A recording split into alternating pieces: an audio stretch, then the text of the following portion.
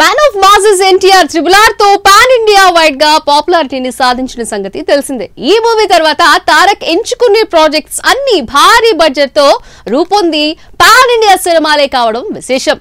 ఈ క్రమంలోనే కొరటాల శివ దర్శకత్వంలో దేవర చిత్రాన్ని చేసి సాలిడ్ హిట్ అందుకున్నారు.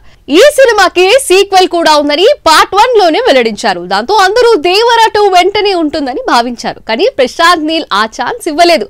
ఎన్టీఆర్ హీరోగా ఆయన దర్శకత్వంలో ఓ మాస్ యాక్షన్ మూవీని సెట్స్ పైకి తీసుకొచ్చారు.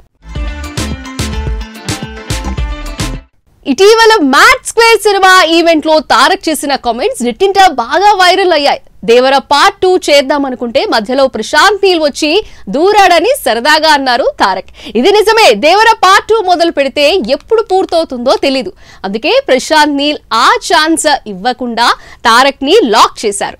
ఆయన లేకుండా రామోజీ ఫిల్మ్ సిటీలో యాక్షన్ సీక్వెన్స్ ని షూట్ చేస్తున్నారు.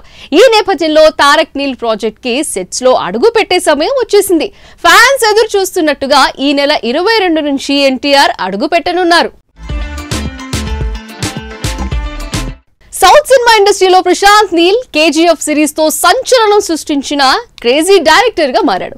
ఈ సిరీస్ తర్వాత మన టాలీవుడ్ హీరోలు ప్రశాంత్ నీల్ దర్శకత్వంలో సినిమా చేయాల్సిందే అని డిసైడ్ అయ్యారు.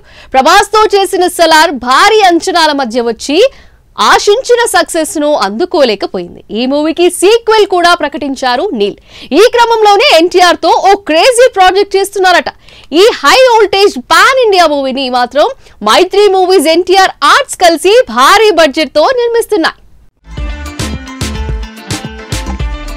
Prashanth Neel dark theme fantasy ప్రపంచంలో సాగే పీరియాడిక్ యాక్షన్ డ్రామాగా ఈ మూవీని రూపొందిస్తున్నారు. వలసవాదుల వ్యధల నేపథ్యంలో రాక్ కంటెంట్ ఈ సినిమా సాగుతుందని నెట్టింట వార్తలు చెక్కలు కొడుతున్నాయి. ఇక ఈ సినిమా ప్రకటించినప్పుడే ఎన్టీఆర్ రగడ్ లుక్ ని విడుదల చేసి ప్రాజెక్ట్ కు ఊహించని రీతిలో అంచనాల్ని పెంచేశాయి.